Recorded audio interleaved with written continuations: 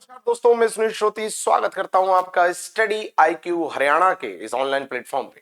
साथियों, जैसा कि आपको पता है कि स्टडी आईक्यू आपके एचपीएससी एचसीएस 2025 26 के लिए प्रतिबद्ध है। आपके इस एग्जाम के न केवल प्रीलिम्स के बल्कि मेंस को भी ध्यान में रखते हुए हम दो सीरीज आपके लिए चला रहे हैं। हमारी पहली सीरीज का नाम है कुरुक्षेत्र सीरीज, जहां हमारी टीम अपने अपने विषय के प्रीलिम्स से संबंधित टॉपिक वाइज ऑब्जेक्टिव आपके सामने लेके आ रही है लाइव क्लासेस में। जिसमें मैं आपको हिस्ट्री पढ़ा रहा हूं, आपको पता है, जहां पर लाइव क्लासेस के माध्यम से टॉपिक वाइज एमसीक्यू के थ्रू हम गुप्त काल तक पहुंच चुके, मतलब लगभग हमारा एंशिएंट हिस्ट्री कंप्लीट हो चुका। ऐसी हमारे अलग अलग विषय की भी क्लासेस चल रही हैं हमारे अलग अलग सब्जेक्ट के एक्सपर्ट के द्वारा। तो ये तो हो गया प्रीलिम्स के लिए एक प्रयास। मेंस के लिए भी हमारी टीम आपके लिए प्रयासरत है, जहां पर द्रोण सीरीज के माध्यम से हम अपने रिकॉर्डेड लेक्चर आप तक पहुंचा रहे हैं और आपके मेंस के सिलेबस को कंप्लीट कराने का प्रयास कर रहे हैं। और इसी द्रोण सीरीज में मेरा ये चौथे नंबर का लेक्चर है, जहां मैं आपके एक इंपॉर्टेंट टॉपिक सामाजिक धार्मिक सुधार आंदोलन मतलब सोशियो रिलीजियस रिफॉर्म मूवमेंट को कराने वाला हूं, जिसमें हम बड़े लेवल पर डिस्कशन करेंगे। तो साथियों, एचपीएससी एचसीएस 2025 26 न केवल प्रीलिम्स बल्कि मेंस के लिए भी स्टडी आईक्यू अपनी प्रतिबद्धता दर्शा रहा है। जरूरत है आपके सहयोग की, आपकी सहभागिता की, आपकी सक्रियता की। आपके सहयोग से हमें पता चलेगा आप कितने सक्रिय हो, आप कितने ज्यादा अपनी सहभागिता दिखा रहे हो। उससे पता चलेगा कि आप हमारे इन प्रयासों को कितना स्वीकार कर रहे हो, कितना नहीं कर रहे हो। और न केवल हरियाणा बल्कि अलग अलग स्टेट के पीएससी के प्रिपरेशन के लिए भी स्टडी आईक्यू प्रतिबद्ध है, जहां बच्चों की तैयारी के लिए हम कोई भी कसर नहीं छोड़ रहे हैं। जैसा मैंने कहा, न केवल प्रीलिम्स बल्कि मेंस के लिए भी हम प्रयासरत हैं। ये तो हो गई हमारी इन दो सीरीज की बात। साथियों, इसके अलावा एक बहुत जरूरी इंफॉर्मेशन मैं आपको देना चाहता हूं। वो जरूरी इंफॉर्मेशन है हमारे निश्चय बैच नंबर 9 से संबंधित। साथियों, स्टडी आईक्यू निश्चय बैच नंबर 9 लेके आ रहा है। ये बैच हमारा स्टार्ट हो रहा है 22 तारीख से। ये डेट थोड़ा नीचे है, शायद आपको ना दिख रही हो। 22 मार्च से ये बैच शुरू हो रहा है, मतलब कल से ये बैच शुरू हो रहा है दोस्तों, जिसके अंतर्गत आप किसी भी स्टेट के हो, आप हरियाणा, उत्तर प्रदेश, बिहार, पंजाब, मध्य प्रदेश, आपका महाराष्ट्र, जम्मू कश्मीर, उड़ीसा, असम, कहीं के भी आप हो, आपके स्टेट पीएससी के कोर्सेज अवेलेबल हैं हमारे पास। और कोर्सेज में हम प्रीलिम्स और मेंस दोनों को ध्यान में रखते हुए आपकी प्रिपरेशन करा रहे हैं। याद रहे, हरियाणा पब्लिक सर्विस कमीशन की भी तैयारी हो रही है। यहां पर प्रीलिम्स प्लस मेंस दोनों को ध्यान में रखते हुए आपकी प्रिपरेशन हम करा रहे हैं। लाइव क्लासेस यहां पर होती हैं दोस्तों। यहां लाइव क्लासेस के माध्यम से हमारी टीम आपके साथ एक इंटरेक्टिव सेशन में जुड़ती है, जहां पर आपकी क्वेरीज, आपके डाउट को चलती क्लासेस में क्लियर किया जाता है। जी हां, घर बैठे एक ऑफलाइन क्लास की जो गुणवत्ता हो सकती है, जो क्वालिटी हो सकती है, वो हम आपको देने का प्रयास कर रहे हैं, जहां आपके हर तरह के डाउट को एड्रेस किया जाता है। आपको बिल्कुल कनेक्टेड फील होता है, आपकी हर तरह की प्रॉब्लम यहां पर सॉल्व हो रही होती है। पर्सनल मेंटरशिप जैसे प्रोग्राम आपके लिए दिए जा रहे हैं, ताकि आप पूरी प्रिपरेशन के दौरान कहीं पर भी यदि किसी भी तरह के अवरोध, किसी भी तरह की समस्या, किसी भी तरह की चुनौती का सामना यदि कर रहे होते हैं, तो आप हमारे मेंटोर से 1-to-1 कंसल्ट कर सकते हैं, बात कर सकते हैं, कभी भी उनसे संपर्क कर सकते हैं। वो आपको पूरा मार्गदर्शन भी देते हैं। तो हमारी इस पूरी टीम, चाहे हमारा कंटेंट की टीम हो, चाहे हमारी मेंटरशिप की टीम हो, चाहे हमारे फैकल्टीज मेंबर की टीम हो, ये पूरी टीम आपकी प्रिपरेशन में हर तरह से अपनी प्रतिबद्धता को कायम रखे हुए है। तो साथियों, देरी ना करें। यदि आप जुड़ना चाहते हैं हरियाणा पीएससी के लिए भी हमसे, तो प्रीलिम्स प्लस मेंस के इस लाइव फाउंडेशन बैच में जुड़ना ना भूलें। कल से बैच शुरू हो रहा है। और एक और जरूरी इंफॉर्मेशन इसमें यह है कि आप यदि चाहते हैं कि यह कोर्स आपको एक बहुत कम प्राइस पर उपलब्ध हो जाए, तो आपको यह करना है कि जब भी आप कोर्स को बाय करते हैं, आप स्टडी आईक्यू की वेबसाइट पर जाते हैं, जहां जाने के बाद आप अपने स्टेट को सिलेक्ट करते हैं, उस पर क्लिक करते हैं, और जब आप बाय नाउ करते हैं, तो बाय नाउ के पहले आपके सामने एक ऑप्शन होता है यूज कूपन कोड। तो यदि आप कोड यूज कर देते हैं श्रोती लाइव, SHROTI, श्रोती और लाइव, तो आपको इसमें एक बड़ा डिस्काउंट मिलता है दोस्तों, और डिस्काउंट आपको दिख रहा है। तो SHROTI, श्रोती, LIVE, लाइव, ये कोड यूज करना ना भूलें। चलिए लौटते हैं अपने विषय पर। जैसा मैंने कहा, आज का हमारा टॉपिक है सामाजिक धार्मिक सुधार आंदोलन, सोशल रिलीजियस रिफॉर्म मूवमेंट। साथियों, सोशियो रिलीजियस रिफॉर्म मूवमेंट मतलब वे मूवमेंट जो कि 19वीं शताब्दी में, 19th सेंचुरी में हमारे देश में देखने को मिले। ठीक है भाई, पर पहला प्रश्न यह उठता है कि ब्रिटिश हुकूमत का विरोध करने की जरूरत थी ना, ब्रिटिश हुकूमत के विरुद्ध आंदोलन करने की जरूरत थी ना। ब्रिटिश हुकूमत जो हमारे देश में हमारे लोगों का, चाहे किसान हो चाहे आदिवासी हो, सभी का शोषण कर रहे थे, उनके विरुद्ध क्रांति करने की जरूरत थी ना। ये सामाजिक और धार्मिक स्तर पे सुधार की जरूरत क्यों आन पड़ी एकदम से? अचानक हमारे जो एलीट या इंटेलेक्चुअल ग्रुप्स हैं, जो बुद्धिजीवी वर्ग हैं या जो कुलीन वर्ग हैं, वो ये किस दिशा में भटक रहे हैं भाई? ये पहला प्रश्न उठता है।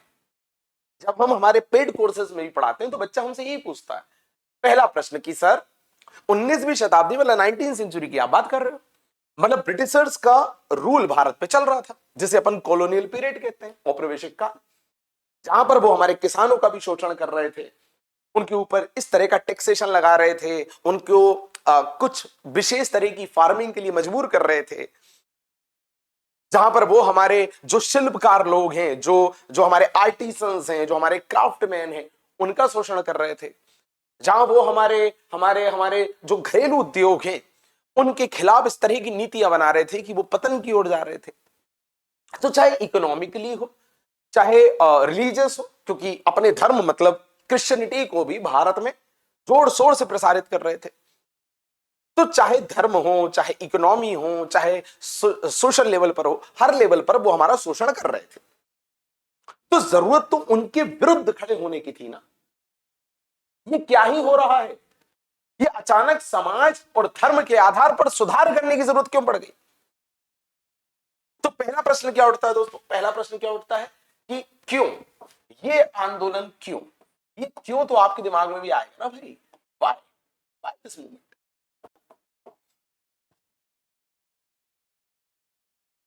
तो पहले अपन इस व्हाई पे चर्चा करेंगे। दूसरे नंबर पर आपके सामने क्वेश्चन आएगा कि चलो ठीक है, ये क्यों शुरू किया वो क्लियर हो गया, पर इसमें क्या क्या program, what were the programs जो इसमें शामिल थे, वो कौन कौन से थे, हम दूसरे लेवल पे उसकी बात करेंगे कि सामाजिक धार्मिक सुधार आंदोलन के अंतर्गत क्या क्या कार्य किए गए, क्या क्या प्रयास किए गए, किस किस तरह से इन मूवमेंट्स को, इन विचारों को व्यवहारिकता के धरातल पर उतारा गया, प्रैक्टिकलिटी के लेवल पर इंप्लीमेंट किया गया, इन पे भी बात करेंगे। ठीक, और आपको यह भी बताएंगे साथ साथ कि आपके क्वेश्चंस जो हैं एग्जाम में किस तरह से आ सकते हैं। ठीक है, किस टॉपिक में किस तरह से क्वेश्चन आ सकता है और आपको वहां पर क्या लिख के आना है। और यहां पर थोड़ा सा मैंने परिवर्तन किया है, यहां मैं आपके लिए प्रिंटेड फॉर्म में भी कुछ नोट्स लेके आया हूं, ताकि आपको जो फैक्चुअल लेवल पर चीजें हैं वो इजीली अवेलेबल हो सके। क्योंकि तथ्यों को यदि मैं लिखने बैठूंगा तो हमारा ज्यादा समय लिखने में खर्च होगा, पर मैं चाहता हूं कि डिस्कशन में ज्यादा समय जाए और लिखने का जो समय खर्च हो सकता है उसको हम बचा के आपको यहां पर प्रिंटेड फॉर्म में अपना कंटेंट उपलब्ध करा के आपके समय को बचाएं। ठीक है, और आपके पूरे टॉपिक को शानदार तरीके से यहां पर हम कंप्लीट कर दें। ठीक है दोस्तों, तो चलिए शुरुआत करते हैं। जैसा मैंने कहा, पहला टॉपिक मतलब टॉपिक के अंतर्गत पहला विषय है व्हाई, क्यों जरूरत पड़ गई भाई समाज और धर्म के लेवल पर सुधार की जरूरत क्यों पड़ गई? तो दोस्तों मुझे एक बात बताइए, चाहे ब्रिटिशर्स हो, चाहे कोई भी बाहरी ताकत हो जो हमारे समाज को, हमारे देश को लूट रही है, उसको शोषित कर रही है, उसका उत्पीड़न कर रही है, उसका दमन कर रही है, वो कोई भी हो, जब उसके खिलाफ हमें लड़ना है तो क्या कोई एक वर्ग, क्या कोई एक जाति, क्या कोई एक धर्म, क्या किसी एक खास क्षेत्र के लोग यदि लड़े तो काम हो जाएगा क्या?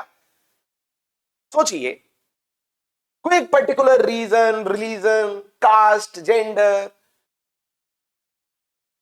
इससे रिलेटेड लोग यदि उन दुश्मनों के खिलाफ खड़े हो जाएंगे तो काफी होगा क्या? नहीं, दुश्मन से लड़ने के लिए हमें राष्ट्र के स्तर पर, नेशन के लेवल पर तैयार होना पड़ेगा ना।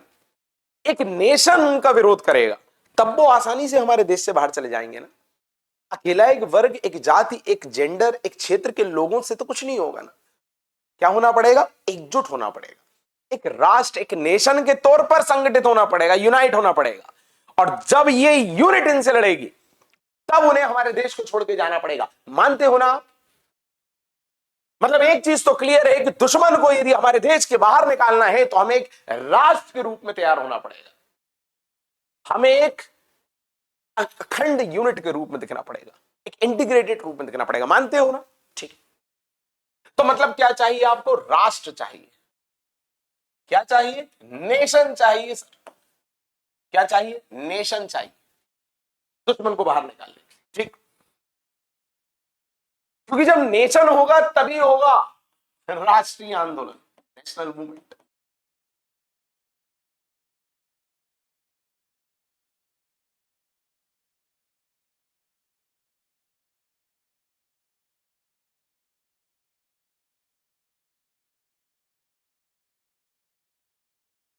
राइट। तो आपको एक राष्ट्र बनाना है, वो राष्ट्र एक राष्ट्रीय स्तर का, एक नेशनल लेवल का मूवमेंट करेगा, और तब जो दुश्मन है उसको हम आसानी से बाहर कर सकते हैं। ओके।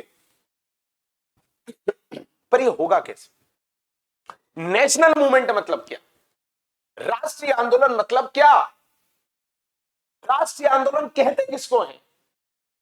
जहां एक राष्ट्र आंदोलन कर रहा हो, जहां एक नेशन आंदोलन कर रहा हो, कोई वर्ग, कोई जाति, कोई धर्म, कोई क्षेत्र के लोग नहीं, सब लोग आंदोलन कर रहे हैं। मतलब लड़ाई लड़ी जा रही हो कलेक्टिव एफर्ट, सामूहिक प्रयासों के माध्यम से, ना कि किसी एक वर्ग के माध्यम से। मानते हो? सभी लोग सामूहिक ताकत कब दिखाएंगे, कलेक्टिव एफर्ट कब दिखाएंगे? जब कुछ ऐसे गोल को अपने लक्ष्य के तौर पर, एक ऑब्जेक्टिव के तौर पर रखा जाए जिसमें सबका हित पूरा हो रहा हो, किसी एक वर्ग का। तो यहां पर दो बातें याद रखिएगा, दो बातें याद रखिएगा। राष्ट्रीय आंदोलन मतलब होता क्या है? तो राष्ट्रीय आंदोलन का मतलब होता है कि जब हम कलेक्टिव एफर्ट लगाते हैं, जब हम सामूहिक प्रयास करते हैं। किसके लिए?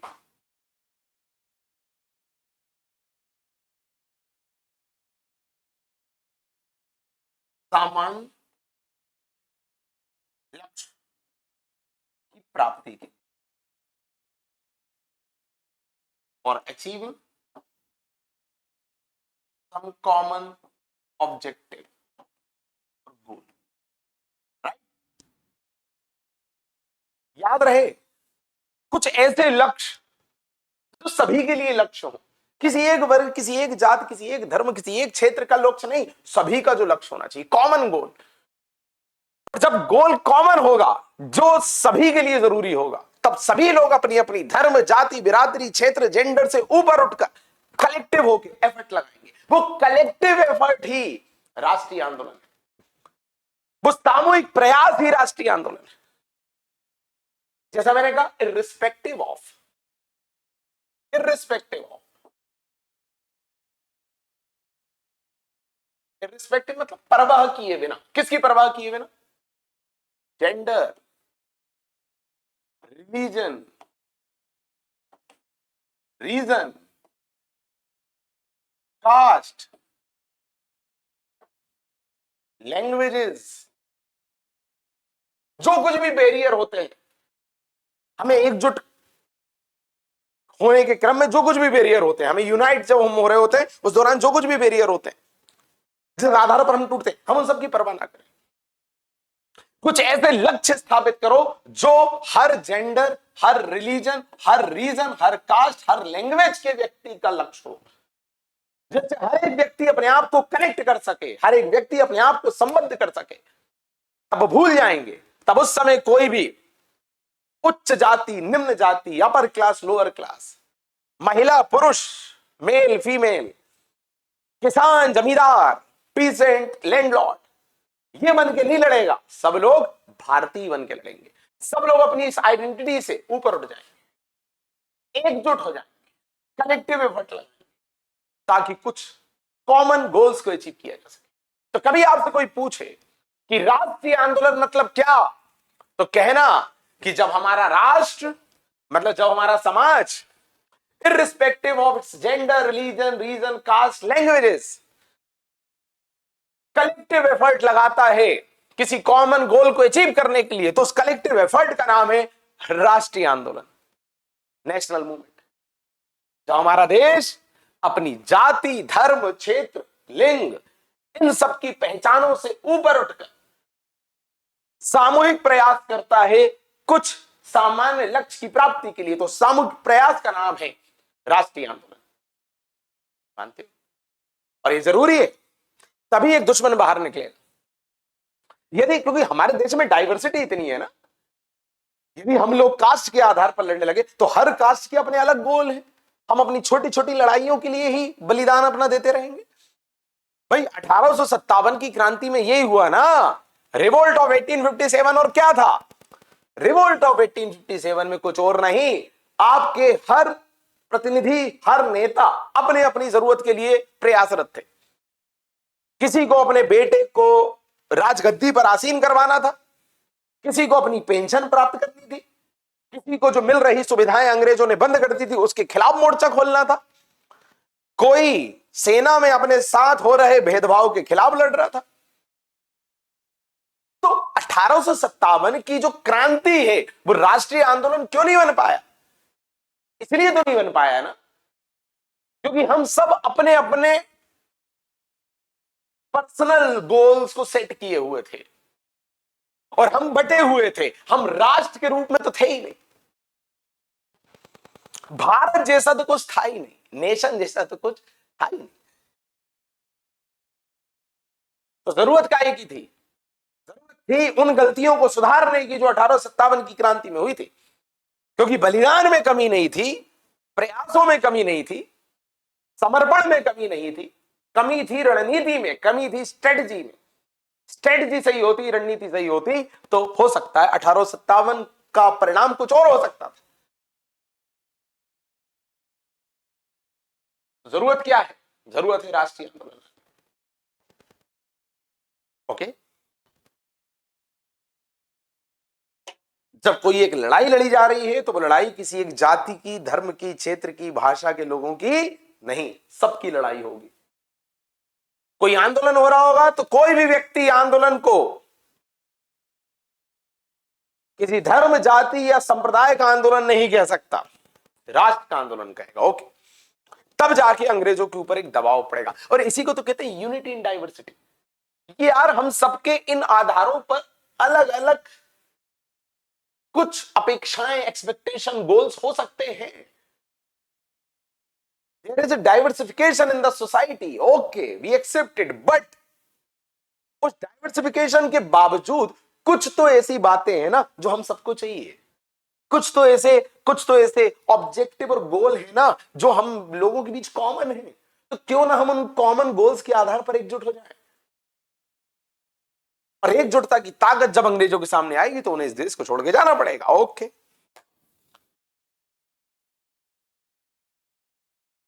तो भारत में अंग्रेजों का कॉलोनियल रूल चल रहा था, भारत में औपनिवेशिक शासन चल रहा था, भारत में अंग्रेज हमारा तरह तरह का शोषण कर रहे थे।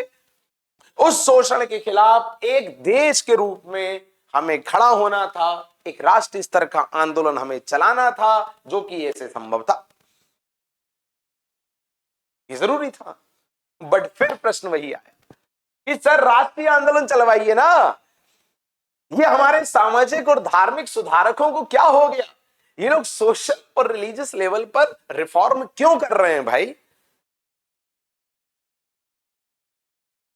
दोस्तों, ये जो सोशल रिलीजियस रिफॉर्म है, ये रिफॉर्म ही उन राष्ट्रीय आंदोलन, उन नेशनल मूवमेंट के पृष्ठभूमि को, उसके बैकग्राउंड को तैयार करने वाले थे। क्योंकि राष्ट्रीय आंदोलन कब होगा? जब हम एक राष्ट्र के रूप में इकट्ठे होंगे। पर यदि हम इन आधारों पर बटे हुए रहेंगे तो क्या हम राष्ट्र के रूप में इकट्ठे होंगे? तो ये जो बंटवारा था ना हमारे बीच में इन आधारों पर, इन बंटवारे को खत्म किया सोशल रिलीजियस रिफॉर्म मूवमेंट ने। जी हां, मैं मानता हूं कि जितने भी सामाजिक धार्मिक सुधारक थे उन सब ने अंग्रेजों के विरुद्ध कोई प्रत्यक्ष लड़ाई नहीं लड़ी, कोई डायरेक्ट बैटल नहीं लड़ी, कोई डायरेक्ट फाइट नहीं करी, बट उन्होंने उस समाज को, उस नेशन को बिल्ड करने में एक बड़ा रोल प्ले किया जो अंग्रेजों से लड़ेगा। मतलब अंग्रेजों के खिलाफ इन लोगों ने अपनी अप्रत्यक्ष लड़ाई लड़ी, अपने अप्रत्यक्ष योगदान को सुनिश्चित किया। भाई विवेकानंद को कहा जाता है ना आधुनिक राष्ट्रवाद का आध्यात्मिक पिता, कहा जाता है ना। किसने कहा था? सुभाष चंद्र बोस ने कहा था विवेकानंद के लिए कि ये तो आधुनिक राष्ट्रवाद के आध्यात्मिक पिता हैं। मतलब यदि ये अपनी आध्यात्म की, स्पिरिचुअलिज्म की ज्योत नहीं जलाते, हमारे लोगों को स्पिरिचुअलिटी से अवेयर नहीं करते, तो कभी राष्ट्रवाद या राष्ट्रीय आंदोलन हो ही नहीं पाते। तो विवेकानंद अंग्रेजों के खिलाफ ऐसे हथियार लेके खड़े नहीं हुए, ये डायरेक्ट अंग्रेजों से कन्फ्रंटेशन नहीं किया, बट उन्होंने उस समाज को तैयार किया जो अपने सेल्फ स्टीम, स्वावलंबन, आत्म बलिदान की भावना से प्रेरित होकर अंग्रेजों के सामने यूनाइट होकर खड़ा हो सके, उसको चैलेंज कर सके।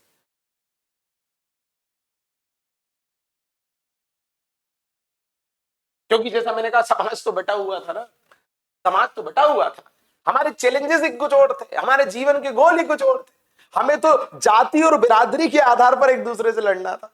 हमें तो जेंडर के आधार पर अपने प्रभुत्व, अपने वर्चस्व, अपनी सुप्रीमेसी को किसी दूसरे जेंडर पर दिखाना था। हमें तो फाइनेंसेस के आधार पर अपने आप को सुप्रीम अथॉरिटी के रूप में प्रोजेक्ट करना था। हम तो उसमें लगे हुए थे भाई। हम कहां एक दूसरे के साथ एकाकी होके, यूनाइट होके, एकजुट होके अंग्रेजों का सामना करेंगे? कहां करेंगे? हम तो दूसरी ही लड़ाइयां लड़ रहे थे। हम तो सती प्रथा जैसी बुराइयों को संस्थागत समर्थन दिए हुए थे, institutional support to the sati practice, जहां पर पूरा समाज, पूरी सामाजिक व्यवस्थाएं उसको कंटिन्यूटी के लिए प्रयासरत थी। हम तो यदि कोई एक महिला विधवा हो गई है तो वो अपने विधवा जीवन का सही से पालन कर रही कि नहीं, उसको ध्यान देने में बिजी थे। हम तो इस बात में बिजी थे कि दलित ने, या जिसको हमने समाज के सबसे निचले पैदान पर रखा है, उस व्यक्ति ने कहीं हमारी किसी मान्यताओं को अशुद्ध तो नहीं कर दिया। हम तो इसमें बिजी थे। हम तो इसमें बिजी थे कि जो गरीब किसान है, छोटा किसान है, इसको पैसों की जरूरत है, हम इसे पैसा दे देते हैं, लोन दे देते हैं ब्याज पे, और इससे इतना ब्याज कमाएंगे कि इसको अपनी जमीनें हमारे सामने बेचनी पड़ेगी। हम तो इसमें बिजी थे। कहां से लड़ेंगे? ये कहां से आएगा? तो सबसे पहले जरूरत थी समाज के लेवल पर सुधार लाने की। सबसे पहले जरूरत थी, जो सामाजिक लड़ाइयां हम आपस में लड़ रहे थे, उन लड़ाइयों को खत्म करके हमें यूनाइट करने की। जो जेंडर, जो कास्ट, जो क्लासेस के आधार पर हम एक दूसरे के साथ अमानवीय व्यवहार, ह्यूमिलिएट बिहेवियर कर रहे थे, उसको रोकने की जरूरत थी। इसलिए सामाजिक सुधार आंदोलन चलाए गए कि पहले समाज को सुधारो, समाज में जो बुराई है उस बुराई को दूर करो, उस बीमारी को दूर करो, समाज को पहले स्वस्थ करो, हेल्दी करो, तब जाके तो ये यूनाइट होकर लड़ेगा, तब जाके तो ये आएगा। पर फिर मेरे बच्चे पूछते हैं कि सर ठीक है, हम समझ गए कि समाज जो है वो अनटचेबिलिटी, वो डिस्क्रिमिनेशन, वो भेदभाव, ऊंच नीच, छुआछूत में बटा हुआ था, तो हम समझ गए आपकी बात कि समाज में सुधार करो, सोशल रिफॉर्म करो, समाज में एकता लाओ, ऊंच नीच को खत्म करो, तो समाज को यूनाइट करके अंग्रेजों के सामने खड़ा करो। ठीक है, हम समझ गए, ठीक। बट फिर रिलीजियस रिफॉर्म क्यों? अरे सोशल रिफॉर्म करो ना, ये रिलीजियस रिफॉर्म क्यों कर रहे हो?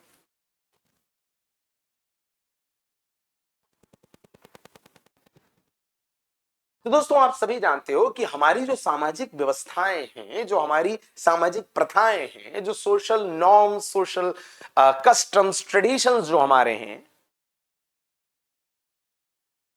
उन सभी में एक डिसिप्लिन रहे, उन सभी में एक अनुशासन रहे, सब लोग उन्हें अच्छे से माने। सबके लिए हम कहीं ना कहीं हमारी सारी सामाजिक प्रथाओं को धर्म से जोड़ने का प्रयास करते हैं कि नहीं करते? जैसे हमारे समाज में कोई एक नई व्यवस्था शुरू हुई, अब हम चाहते हैं कि हमारे बच्चे, हमारी नेक्स्ट जनरेशन उसको अच्छे से फॉलो करें, उसके प्रति डिसिप्लिन को दिखाएं। यदि हम ये चाहते हैं तो हम क्या करेंगे? हम हर एक व्यवस्था को धर्म से जोड़ के दिखाएंगे, भगवान से, ईश्वर से, उस डिवाइन पावर से कनेक्ट करके प्रोजेक्ट करेंगे बच्चों के सामने, ताकि उसका एक धार्मिक स्वरूप देखकर लोग उसको अच्छे से फॉलो करें, यही होता है। आज कौन सी ऐसी सामाजिक व्यवस्था है जो धर्म से कनेक्टेड नहीं है? आप विवाह ले लीजिए, शादी ले लीजिए, विवाह भी एक धार्मिक संस्कार है ना भाई। यदि आप हिंदू समाज के विवाह पद्धति को देखो तो उसमें धर्म का समावेशन हुआ कि नहीं हुआ? बिल्कुल हुआ। एग्जाम्पल, जोड़ी तो ऊपर से बन के आती है, ये रिश्ता तो जन्म जन्मांतर का है, 7 जन्मों का है। जब रिश्ता बनेगा तो अग्नि के फेरे लोगे, भगवान के सामने साक्षी होके एक दूसरे को वचन दोगे कि एक दूसरे के साथ रहोगे। तो कहीं ना कहीं हमने अपनी हर तरह की सामाजिक गतिविधियों को, सामाजिक क्रियाओं को, सामाजिक व्यवस्थाओं को धर्म से जोड़ा ताकि वो व्यवस्थाएं अच्छे से चल सके। हाँ या ना? तो जो सामाजिक व्यवस्थाएं हैं उनमें एक डिसिप्लिन रहे, निरंतरता रहे, उसके लिए हमने धर्म से कनेक्ट कर दिया, अच्छी बात है। बट यहां पर एक नेगेटिव ये हो जाता है दोस्तों कि समाज तो समय अनुसार बदल रहा है, समाज के चैलेंजेस और एक्सपेक्टेशन समय के साथ बदल रहे हैं। तो फिर ये जो व्यवस्थाएं समाज को चलाने के लिए शुरू की गई, इसको भी बदलना चाहिए समय के साथ। बट चूंकि हमने उसको धर्म से जोड़ दिया है, तो धर्म से जोड़ने के कारण उसमें एक फेथ हो गया है, एक ट्रस्ट, एक बिलीव, एक समर्पण हो गया है। तो धर्म से जुड़ने के कारण वो सामाजिक व्यवस्थाएं बदलते समय के साथ और बदलते समाज के चरित्र के साथ भी बदलती नहीं है। तो जिन सामाजिक व्यवस्थाओं को समय के साथ बदलना चाहिए था वो नहीं बदली। पहले वो रिलेवेंट थी, पहले वो उपयोगी थी, पर अब समय बदल गया, समाज बदल गया, समाज की जरूरतें बदल गई, समाज की चैलेंजेस बदल गए, तो उन व्यवस्थाओं को भी बदलना चाहिए ना। पर हमने तो क्या करा, उनको धर्म से जोड़ दिया। अब जहां धर्म है वहां आस्था है, और जहां आस्था है वहां बदलाव नहीं है। तो फिर हम अपनी सामाजिक व्यवस्थाओं को बदलते नहीं है। तो कोई प्रथा जो आज से 200 साल पहले शुरू हुई थी, अब चूंकि वो धर्म से जुड़ चुकी है, उसके प्रति हमारे मन में आस्था है, तो हम उसे बदलते नहीं। वो व्यवस्था आज भी चल रही, चाहे उसकी उपयोगिता हो चाहे ना हो। इसी को हम रूढ़ियां कहते हैं, इसी को हम स्टीरियोटाइप्स कहते हैं, इसी को हम अंधविश्वास और सुपरस्टिशंस कहते हैं। और जहां पर रूढ़ियां होंगी, स्टीरियोटाइप, सुपरस्टिशंस होंगे, वहां पर लोगों का शोषण होगा कि नहीं होगा? ह्यूमिलिएशन होगा कि नहीं होगा? समाज में टकराव, कॉन्फ्लिक्ट होंगे कि नहीं होंगे? तो क्या समाज यूनाइट होके नेशन बना पाएगा? क्या नेशनल मूवमेंट हो पाएंगे? नहीं हो पाएंगे, क्योंकि समाज आपस में लगा हुआ है। कॉन्सेप्ट समझ रहे हो? तो कहानी क्या है? कहानी बस ये है दोस्तों,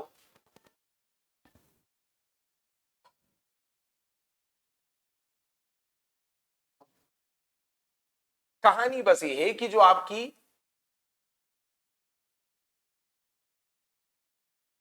सामाजिक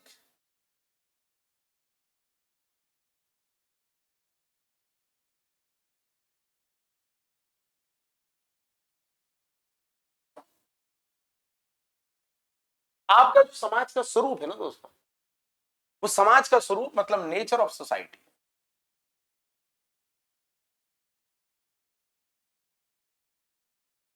वो चेंज होता है ना बाय द टाइम। वो काय पर निर्भर करता है? किस चीज पर डिपेंड है? वो दो चीजों पर डिपेंड है। पहला, समाज की जरूरत, और दूसरा समाज की चुनौती, समस्या।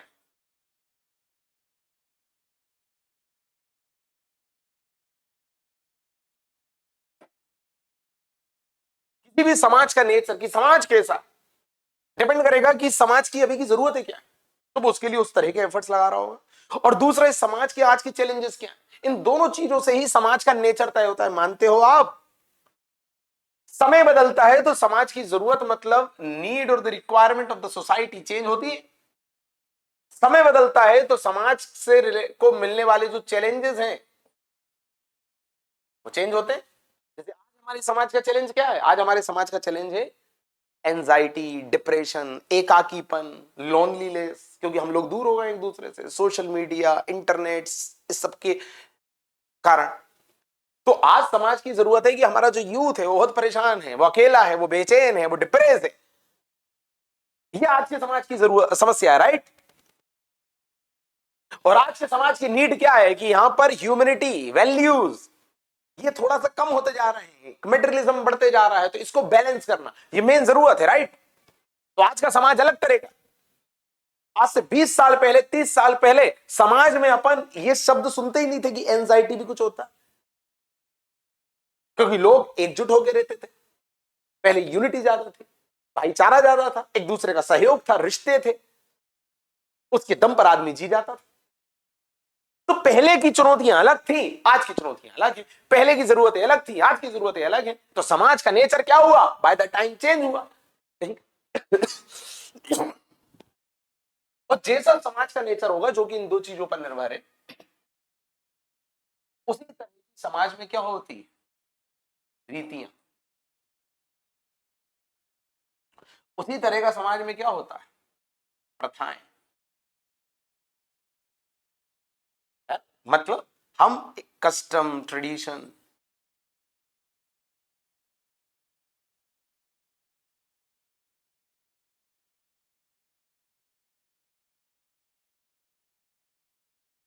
उस तरह से चलाते हैं। भाई जैसी जरूरतें, जैसी समस्याएं, उसको फुलफिल करने के लिए हम उस तरह के नियम, कस्टम्स, ट्रेडिशन, रीतियां ये बनाते हैं समाज में, राइट। अब हुआ क्या कि इन रीति रिवाजों का हमारे बच्चे सही से पालन करें, मतलब इसको अनुशासन के साथ देखें, इसको डिसिप्लिन के साथ देखें। तो इसमें डिसिप्लिन, इसमें अनुशासन लाने के लिए हम क्या कर देते हैं, बोलो जल्दी, धर्म का समावेशन करा देते हैं।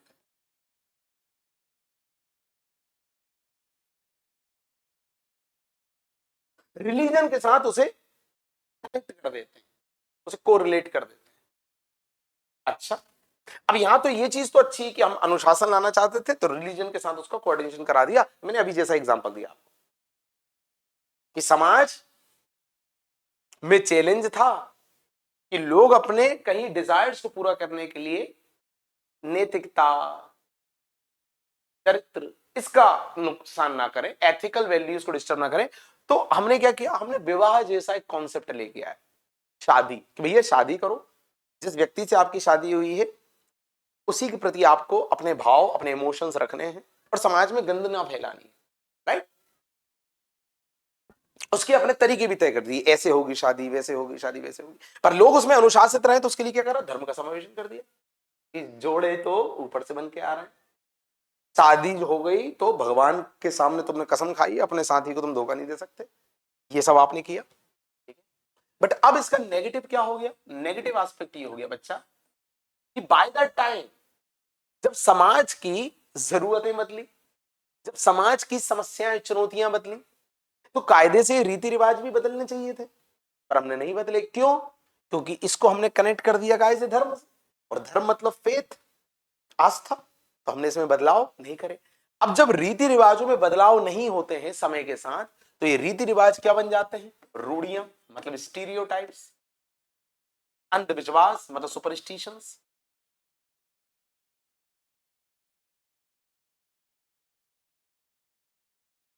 ये बन जाते हैं कि नहीं, कि जिस व्यवस्था की जरूरत नहीं है वो भी अभी अभी तक चल रही है। क्यों चल रही है, रीजन आपको पता है।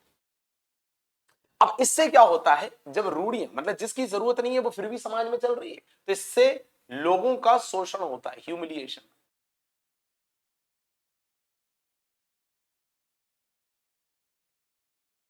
मानवीय शोषण। और शोषण होता है तो समाज में क्या होता है, कॉन्फ्लिक्ट पैदा होता है, समाज टूटता है।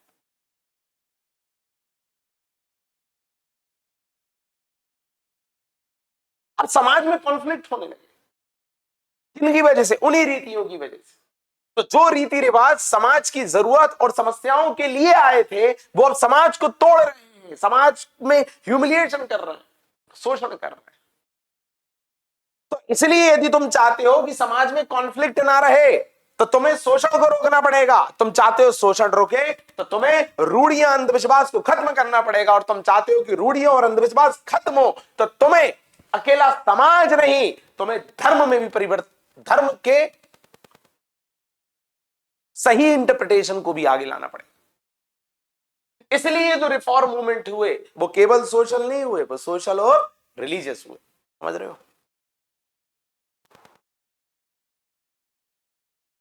इसलिए हम कहते हैं सोशल रिलीजियस रिफॉर्म मूवमेंट, सामाजिक धार्मिक सुधार आंदोलन, इसलिए हम कहते हैं।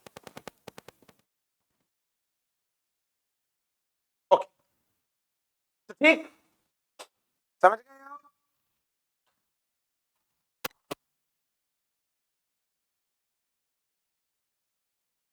समझ गए? ये दो फ्लो चार्ट याद रखेंगे आप कि अंग्रेजों के खिलाफ लड़ाई लड़नी थी तो हम अलग अलग gender, religion, region, caste, languages में बट के यदि लड़ते तो सक्सेस नहीं मिलती। हम एक नेशन के रूप में लड़ना था, एक नेशनल मूवमेंट चलाना था, ठीक है?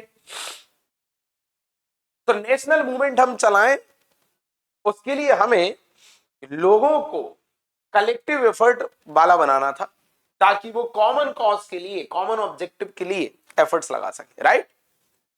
पर लोग एकजुट कैसे होंगे? लोग तो बटे हुए, तो इस बटे हुए समाज को एकजुट करने के लिए हमने सामाजिक स्तर पर भी सुधार की बात कही। मतलब जो रीति रिवाज, जो प्रथाएं, जो बदलते समय के साथ समाज की जरूरत और समस्याओं को एड्रेस नहीं कर रही हैं, उनको चेंज किया जाए।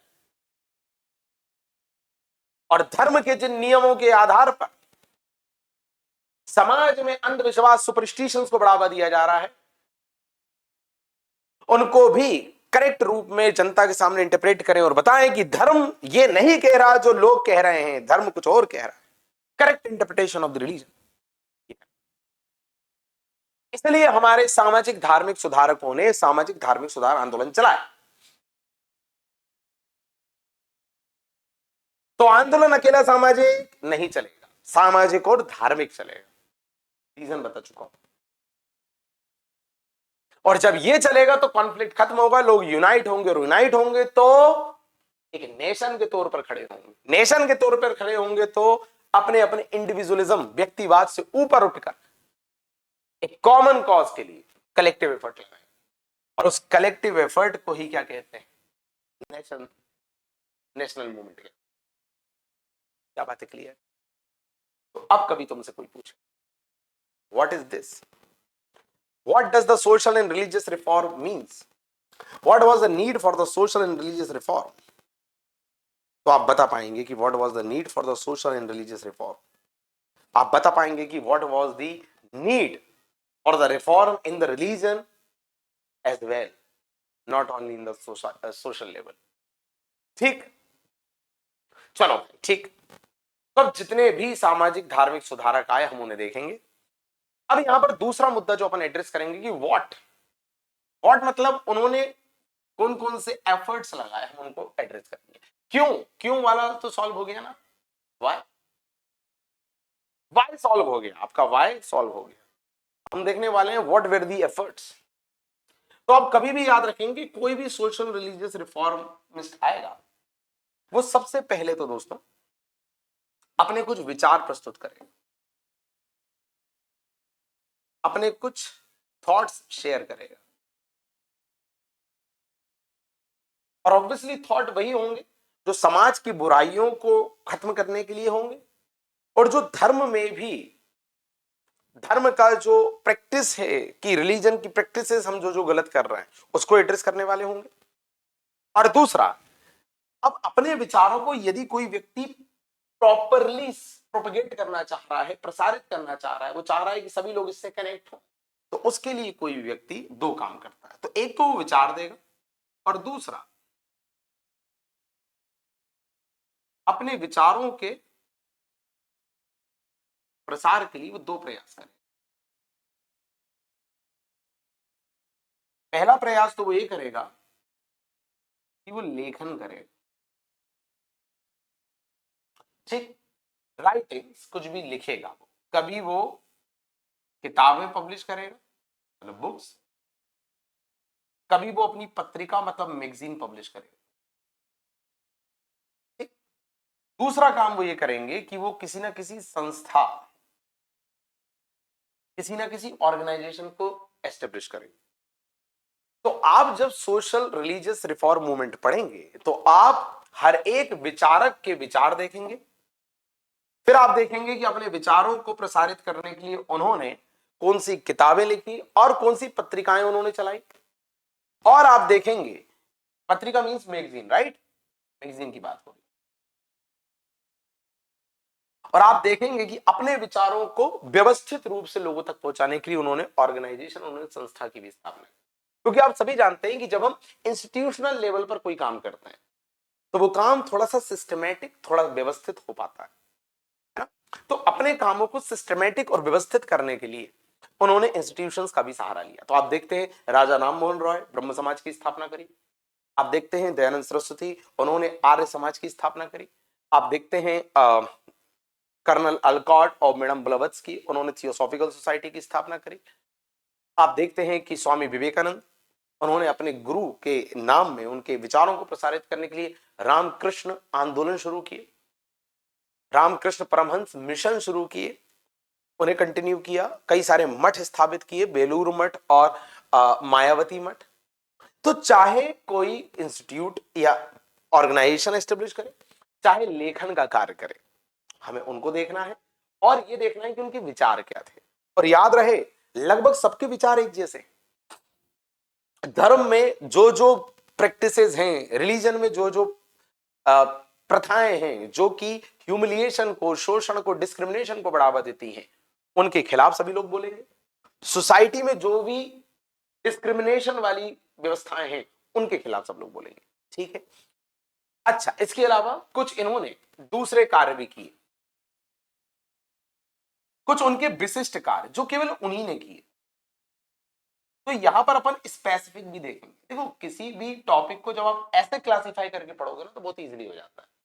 जैसे विवेकानंद, तो विवेकानंद के विचार, फिर विवेकानंद का लेखन, फिर विवेकानंद की ऑर्गेनाइजेशनल एफर्ट्स, और फिर विवेकानंद का विशिष्ट मतलब स्पेसिफिक जो केवल विवेकानंद ने किया वो क्या था। जैसे मैं एक एग्जांपल देता हूं, विवेकानंद ने बोला था कि नर सेवा ही नारायण सेवा। नर सेवा ही नारायण सेवा मतलब तुम इंसान की मदद करो, इंसान की हेल्प करो, तो नारायण मतलब भगवान, मतलब गॉड की हेल्प, उनकी पूजा ऑटोमेटिकली हो जाएगी। तो अब इंसान की मदद करने की बात तो सभी लोग कर रहे थे, पर ये जो स्टेटमेंट है नर सेवा ही नारायण सेवा, ये स्टेटमेंट किसके लिए जाना जाता है? विवेकानंद के लिए। जैसे आप बात करें दयानंद सरस्वती, अब सभी लोग बोल रहे थे कि समाज को एकजुट होना चाहिए, सभी लोग बोल रहे थे, कई लोग बोल रहे थे कि हिंदू समाज एकजुट हो, पर उसमें जो दयानंद सरस्वती थे उन्होंने दो काम करे। एक तो वेदों का सहारा लिया, वैदिक शिक्षा, वेदों की ओर लौट चलो, रिटर्न टू वेदास। और दूसरा गौरक्षणी सभा, मतलब गाय की रक्षा के लिए एक ऑर्गेनाइजेशन एस्टेब्लिश करी। तीसरा शुद्धि आंदोलन चलाया, शुद्धि मूवमेंट, ताकि जो लोग हिंदू समाज से अलग होकर दूसरे समाज में चले गए उनको शुद्ध करके दोबारा लाएं और हिंदू कम्युनिटी को स्ट्रांग करें जो अंग्रेजों के खिलाफ खड़ी होगी। तो पॉइंट ये है कि लगभग एक जैसी बातें सब कह रहे थे, पर कुछ कुछ विशेष काम है जो किसी खास व्यक्ति ने किया। तो आपको उनके वो विशेष काम भी याद रखना है कि दयानंद सरस्वती गौरक्षणी सभा, शुद्धि आंदोलन, वेदों की ओर लौट चलो, वैदिक शिक्षा ही अंतिम सत्य है, इस पे ज्यादा फोकस कर रहे थे। स्वामी विवेकानंद नर सेवा ही नारायण सेवा, ह्यूमैनिटेरियन ग्राउंड पर इस तरह के स्टेटमेंट को बड़े लेवल पर प्रोजेक्ट कर रहे थे। ठीक है, तो आपको ये विशेष वाला बिंदु भी देखना है। तो देखिए, आपको जो कंटेंट दिखाया जाता है उस कंटेंट में ऐसा क्लासिफिकेशन होता नहीं है, पर आपको ये क्लासिफिकेशन अपने दिमाग में रखना है, तो आपको ना चीजें बहुत इजीली याद हो जाएंगी। नहीं तो आपको ना ये सब चीजें फैक्चुअल लगेंगी और आप बोलोगे अरे यार ये तो रटने वाली चीजें हैं। रटने वाली है, पर आप खुद बताइए कि आप यदि किसी विचार को लेकर चल रहे हैं, आपके कुछ थॉट्स हैं और आप चाहते हैं मेरा ये थॉट बहुत लोगों तक पहुंचे, इसका प्रॉपरली प्रोपगेशन हो, ये प्रॉपरली स्प्रेड हो, ये लोगों तक पहुंचे, प्रसारित हो, तो आप क्या करोगे? आप अपने विचारों से रिलेटेड लेखन करोगे ना बेटा, आप किताबें लिखोगे, मैगजीन तैयार करोगे।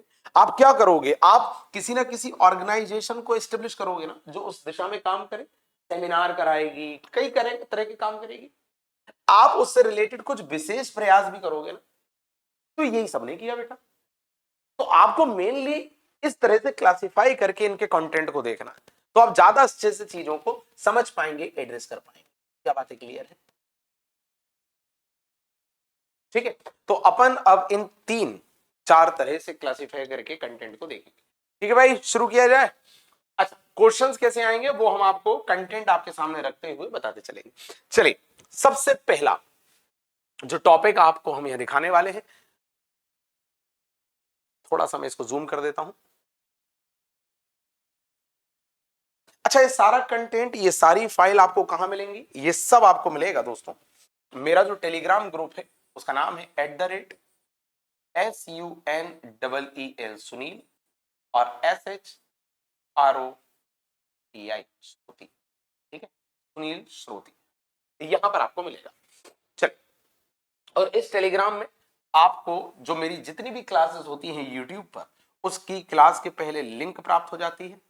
ठीक है, जिसमें क्लिक करके आप सीधे मेरे यूट्यूब लेक्चर से जुड़ सकते हैं, और क्लास के बाद की पीडीएफ मैं यहां पर शेयर करता हूं। ठीक है दोस्तों, चलिए, तो यदि आप अभी तक इस टेलीग्राम ग्रुप से ना जुड़े हो तो जरूर जुड़े। शुरू करते हैं। तो याद रहे, हम हर एक टॉपिक को इस तरह से देखें। चलिए, सबसे पहला मैं थोड़ा सा इसको देख लेता हूं स्क्रीन पर, क्लैरिटी आ रही है कि नहीं इसमें। एक सेकेंड, थोड़े इसकी लाइट कम करनी पड़ेगी ताकि आपको अच्छे से दिखे, है ना। चलिए, अब आई थिंक बेटर दिख रहा है। ठीक है, चलिए, थोड़ा सा और जूम कर देता हूं, ये बेटर। ठीक,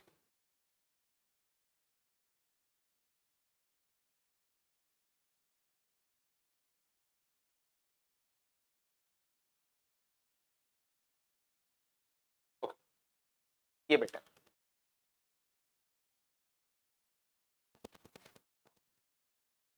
जी बिल्कुल, ये सही दिख रहा है। चलिए, अब यहां से अपन अपने इन चीजों को कंटिन्यू करते हैं, टॉपिक को कंटिन्यू करते हैं। भारत में सामाजिक धार्मिक सुधार आंदोलन। अब देखिए दोस्तों, यहां पर आपको पहला नाम दिख रहा है राजा राममोहन रॉय उपब्रह्म समाज। ठीक है, मतलब राजा राममोहन रॉय जी जो है वो सामाजिक धार्मिक सुधारक थे। आप सभी जानते हैं राजा राममोहन रॉय के बारे में। मैं अब आपके सामने राजा राममोहन रॉय का कंटेंट रखूंगा, और आपको कंटेंट इसी दृष्टिकोण से देखना है, इस दृष्टिकोण से, उनके विचार, उन्होंने क्या क्या लेखन किया, क्या क्या उनकी संस्थाएं, और उन्होंने विशिष्ट क्या किया, इस तरह से। ठीक, और मैं ये भी बताता चलूंगा कि इस पे क्वेश्चन कैसे आएगा और आपको कैसे उसको वहां पर लिखना है। दोस्तों, मैं कुछ भी शुरू करूं राजा राममोहन रॉय जी के बारे में, थोड़ा सा मैं आपको बता देता हूं कि जो सामाजिक धार्मिक सुधार आंदोलन थे, उन आंदोलनों के प्रणेता, उनके शुरुआत करने वालों में इनका नाम गिना जाता है। जिन्होंने सबसे पहले इन सारे सुधारों को प्रेषित किया, जिन्होंने सबसे पहले इन सारे सुधारों को शुरू किया। नंबर वन, इनके व्यक्तिगत जीवन की यदि मैं बात करूं तो 1772 में राधानगर हुगली जो क्षेत्र है बंगाल का, वहां इनका जन्म हुआ था।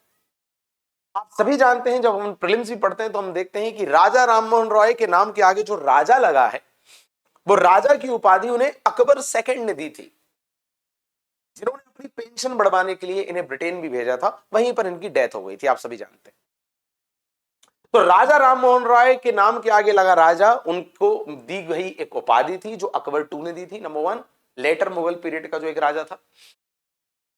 दूसरा, राजा के बाद राम मोहन तो इनका नाम हो गया। ये राय क्या है? तो राय जो है ना दोस्तों, राजा राममोहन राय में जो राय लगा है, एक्चुअली क्या था कि ये लोग जमींदारी के काम करते थे, इनकी फैमिली।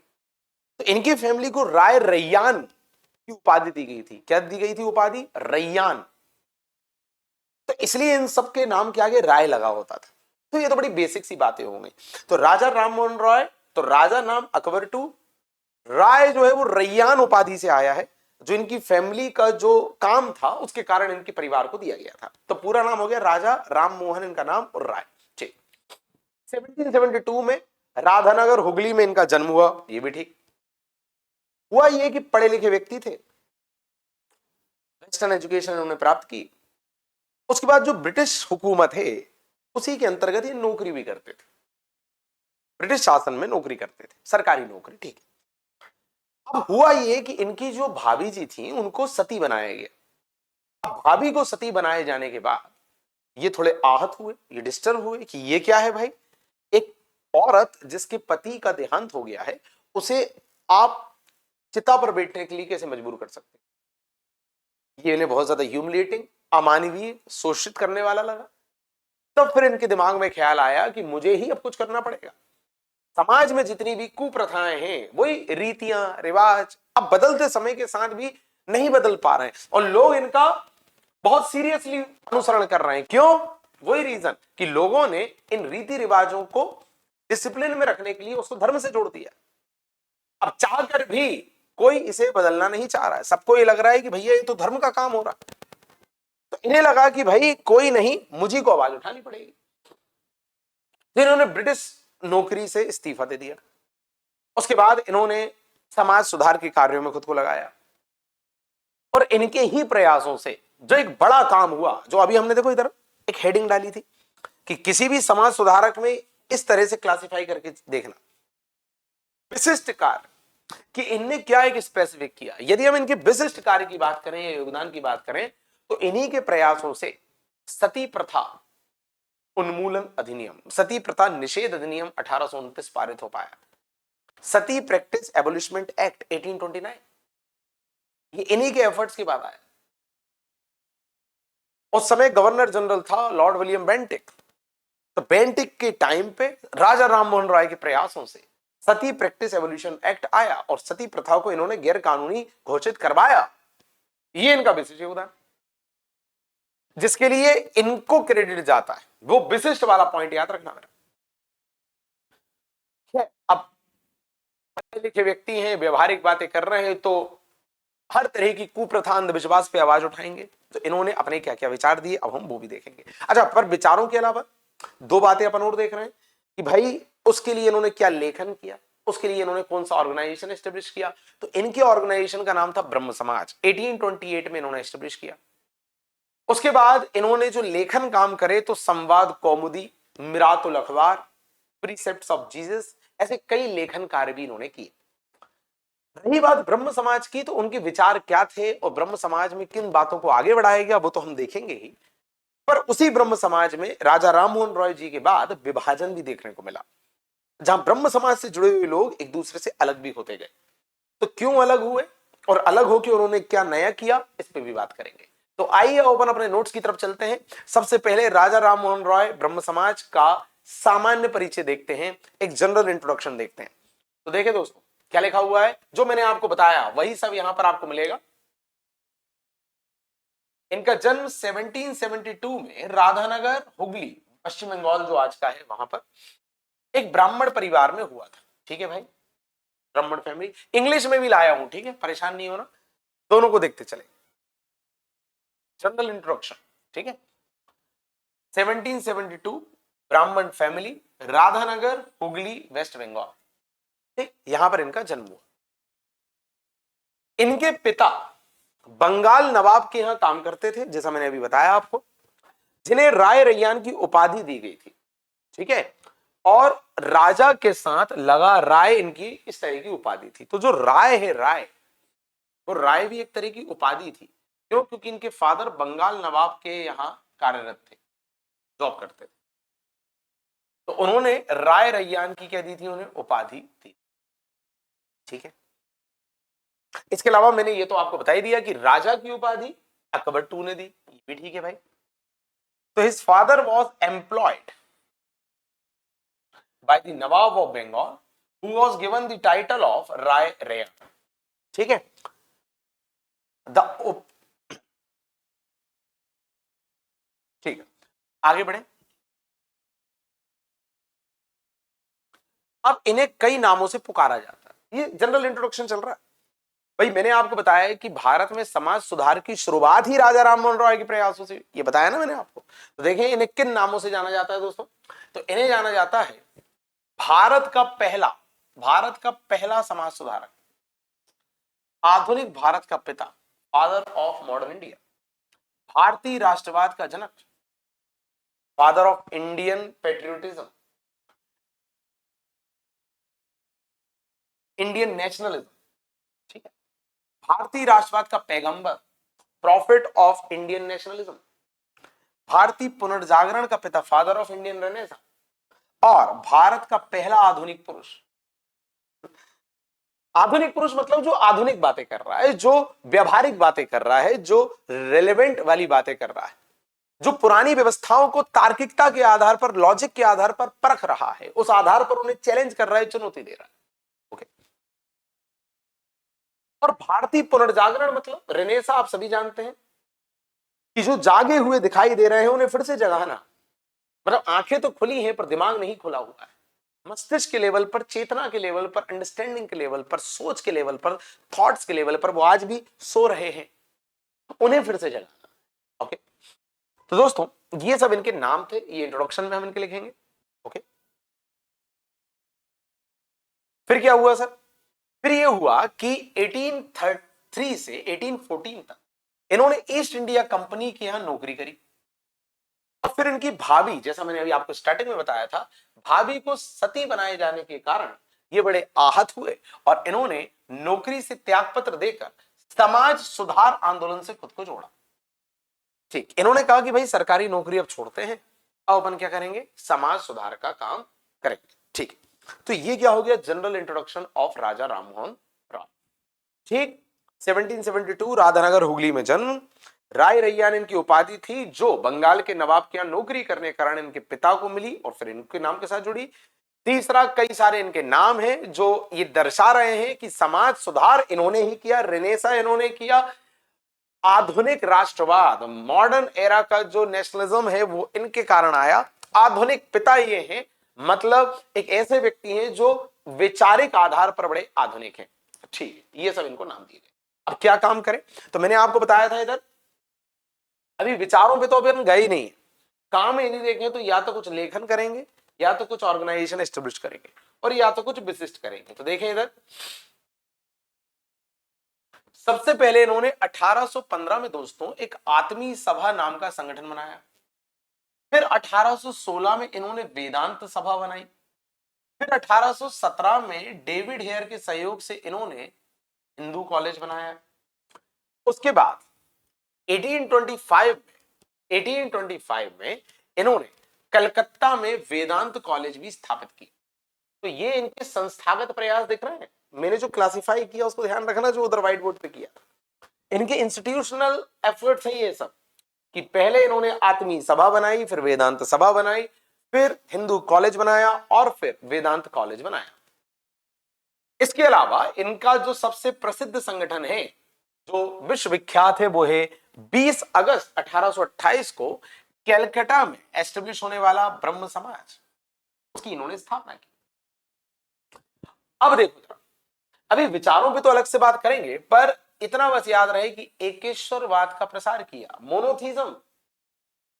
एकेश्वरवाद मतलब एक ईश्वर में भरोसा रखना, क्योंकि धर्म में कहीं ना कहीं जो कर्मकांड, जो सुपरस्टिशंस, जो जो जो रिचुअल्स इतने ज्यादा हो रहे हैं, जिसके कारण लोगों का शोषण हो रहा है, तो इसलिए हो रहा है क्योंकि हम बहुदेववादी व्यवस्थाओं में उलझे हुए हैं, बहुत सारे देवताओं की पूजा कर रहे हैं, बहुत ज्यादा डिवाइन पावर को पूज रहे हैं, तो हमारा पूरा ध्यान रिचुअल्स में ही लगा हुआ है। तो जरूरी है हमें यह जानना कि ईश्वर एक ही है और हर व्यक्ति के अंदर है, हर जगह उपलब्ध है। तो अपने अपने ईश्वर के नाम पर अलग अलग पूजा करने से भी बचो, कर्मकांड से बचो। और दूसरा, जो अपने अपने ईश्वर को महान और श्रेष्ठ दिखाने के नाम पर जो तुम एक दूसरे से लड़ते हो, इससे भी बचो। एक ईश्वरवाद, मोनोथीज्म का इन्होंने विचार दिया। ठीक है, आगे बढ़ेंगे। इसके अलावा इन्होंने दोस्तों 1829 में, अब देखिए इनका विशिष्ट कार्य, ये तो हो गया दोस्तों संस्थागत, जैसे मैंने क्लासिफाई किया है उधर, यदि आप उस आधार पर इसको क्लासिफाई करते देखो, तो जो शुरू के 2 पॉइंट हैं वो है संस्थागत वाले।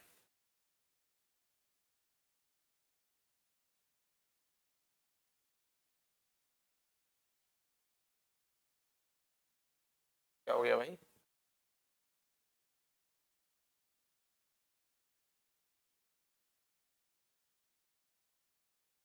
शुरू के 2 पॉइंट क्या है, संस्थागत वाले।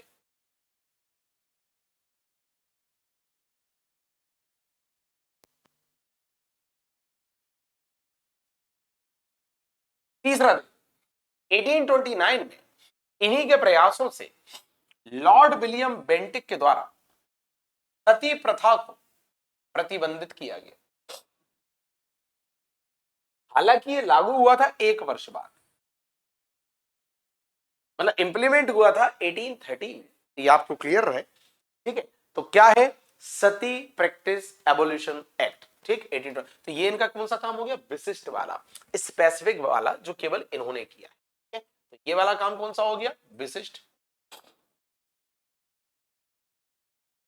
अच्छा, संस्था हो गया, विशिष्ट कार्य हो गए। अब बात करते हैं इनके ग्रंथों की, इनके लेखन की।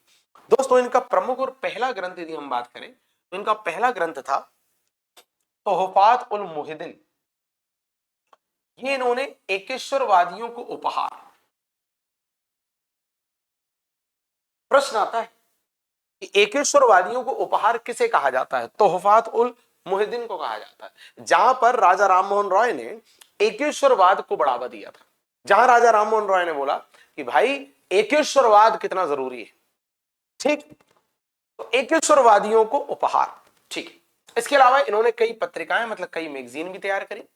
यदि हम मैगजीन्स की बात करें, पत्रिकाओं की बात करें, तो आपको सबसे पहले बांग्ला भाषा में दिखेगी संवाद कौमुदी, आपको अंग्रेजी भाषा में दिखेगी प्रीसेप्ट्स ऑफ जीसस, आपको फारसी भाषा में दिखेगी मिरात उल अखबार, ठीक है। तो आपको ये पता होना चाहिए लैंग्वेज भी, कि किस लैंग्वेज में कौन सी पत्रिका इन्होंने पब्लिश करी। तो दोस्तों वो तो खैर इंट्रोडक्शन में ये वाला पॉइंट मैंने बता ही दिया था कि अकबर टू ने इन्हें राजा की उपाधि दी। तो दोस्तों यहां यदि आप देखें तो हमने लेखन वाले कार्य देखे। कौन से कार्य देखे, लेखन वाले, ठीक है, इनके राइटिंग्स के कार्य देखे। तो जो मैंने आपको उधर क्लासिफिकेशन बताया था, आप इन कंटेंट को भी उसी वे में क्लासिफाई करके देखेंगे तो बहुत इजीली याद हो जाएगा। तो राजा राममोहन रॉय ने संस्थागत मतलब इंस्टीट्यूशनल लेवल पे क्या किया भाई, आत्मीय सभा, वेदांत सभा, हिंदू कॉलेज, वेदांत कॉलेज। राजा राममोहन रॉय ने बड़ा एक और कौन सा ऑर्गेनाइजेशन एस्टेब्लिश किया, ब्रह्म समाज, ये हो गया इंस्टीट्यूशनल। लेखन के लेवल पे क्या किया, लेखन के लेवल पर तोहफातुल मुहिद्दीन और इतनी सारी पत्रिकाएं। और तीसरा विशिष्ट मतलब स्पेसिफिक कौन सा काम किया, स्पेसिफिक काम किया सती प्रैक्टिस एबोल्यूशन एक्ट, इनके प्रयासों से। तो इन तीनों चीजों को अपन ने देख लिया कि नहीं, ऐसे ही सबको करना है। आगे तो कभी आपसे पूछा जाए ना कि राजा राममोहन राय के कार्य बताइए, तो आप इसी सिंपल से दिखने वाले कंटेंट को यदि क्लासिफाई करके लिख देंगे कि इनके इंस्टीट्यूशनल वाले कार्य, इनके लेखन वाले कार्य और इनके विशिष्ट कार्य स्पेसिफिक जो केवल इनका है, तो थोड़ा अच्छा दिखेगा वहां। अच्छा, ये तो मृत्यु की बात है भाई कि भाई अकबर सेकंड जो था उन्होंने इन्हें भेजा कहां, अपनी पेंशन वृद्धि करवाने के लिए इंग्लैंड भेजा था, जहां 1833 में ब्रिस्टल नाम के स्थान पर इनकी क्या हो गई थी, मृत्यु हो गई थी। ठीक है, और राजा जी पहले भारतीय थे जो समुद्री यात्रा कर विदेश पहुंचे थे। ये सब इंग्लिश में भी यहां पर फाइल में दिया हुआ है, पर आप समझ तो रहे हैं, इसलिए मैं देखो, इसलिए मैं इंग्लिश वाली भी अंडरलाइन नहीं कर रहा हूं, साथ साथ अपना टाइम बचेगा, आपको दोनों फाइलें अवेलेबल हो जाएंगी। ठीक, तो राजा जी पहले व्यक्ति थे जो समुद्र पार करके कहां गए थे, विदेश गए थे। ठीक है, अब दूसरा आपको दिख रहा है राजा राममोहन राय का जो ब्रह्म समाज था उसके बारे में कुछ, और दूसरा ये जो ब्रह्म समाज है इसमें विभाजन भी हुआ था। ये दो बातें हम और देखेंगे क्योंकि इस पे सीधे क्वेश्चन आएगा। ठीक है, तो इस तरह राजा राममोहन रॉय वाला टॉपिक हमारा क्या हो जाएगा बेटा, कंप्लीट हो जाएगा। ठीक है, फिर अगला आएंगे ईश्वर चंद्र विद्यासागर। चलिए, तो राजा राममोहन रॉय का जो ब्रह्म समाज था, आइए थोड़ा उसकी बात कर लेते हैं। तो राजा राममोहन रॉय के कार्य पूछे तो संस्थागत अलग, लेखन वाले अलग और विशिष्ट वाले अलग, इंस्टीट्यूशनल, राइटिंग वाले और स्पेसिफिक वाले। अब उनमें भी जैसा मैंने कहा ब्रह्म समाज इंपॉर्टेंट है, तो ब्रह्म समाज के बारे में बात कर लेते हैं। तो ब्रह्म समाज क्या था, भारतीय समाज को धार्मिक कुरीति से मुक्त करने के लिए और ईसाई धर्म के प्रभुत्व से रोकने के लिए। तो दो पर्पस थे, एक तरफ ब्रिटिशर्स जो है वो अपने क्रिश्चियनिटी को भारत में बहुत ज्यादा प्रसारित कर रहे थे, तो उससे भी हमारे समाज को बचाना था। क्यों? क्योंकि हमारे धर्म में कुछ गलत नहीं था, हमारे रिलीजन में कुछ गलत नहीं था, हमारी आइडियोलॉजीज में कुछ गलत नहीं था, केवल हमारे रिलीजन का जो मिस इंटरप्रिटेशन हो रहा था उसमें गलत था। तो राजा जी चाहते थे कि आप आपके धर्म की जो रियलिटी है उससे अवेयर हो, और ये जो दूसरा धर्म आ रहा है इसको ना अपना के अपने धर्म की वास्तविक चीजों तक पहुंचो, तो तुम्हारा ज्यादा भला होगा। तो इन्होंने पहले तो अपनी धार्मिक कुरीतियों से अपने समाज को क्या करना, मुक्त करना, और दूसरा ईसाई धर्म के प्रभुत्व से खुद को रोकना। इस सब के लिए इन्होंने क्या किया, 1828 में ब्रह्म समाज की स्थापना की। तो दोस्तों एक तरह से परिचय हो गया कि नहीं हो गया बेटा? बिल्कुल हो गया। शुरू की 3 लाइनें परिचय की हो गई। अच्छा, अब प्रश्न ये उठता है कि ब्रह्म समाज का कोर कॉन्सेप्ट क्या था? तो ब्रह्म समाज का जो मूल था वो एक्चुअली वेद और उपनिषद पर आधारित था, totally based on Vedas and Upanishad. क्योंकि वेद और उपनिषद की जो टीचिंग है वो बहुत रेलेवेंट है, प्रासंगिक है, उपयोगी है, ऐसा इनका मानना था। इनका ये कहना था कि बस जो इनके धर्म के रिप्रेजेंटेटिव हैं, जो मुखिया हैं, उन्होंने गलत तरह से जनता तक पहुंचाया है खुद के हित के लिए, कर्मकांड को बढ़ावा दिया है, पूजा पाठ को बढ़ावा दिया है ताकि खुद का हित हो सके। इससे हमारे धर्म की बहुत ज्यादा बुराई हो रही है, धर्म का वास्तविक रूप पब्लिक तक पहुंच नहीं पा रहा है, ऐसा इनका मानना था।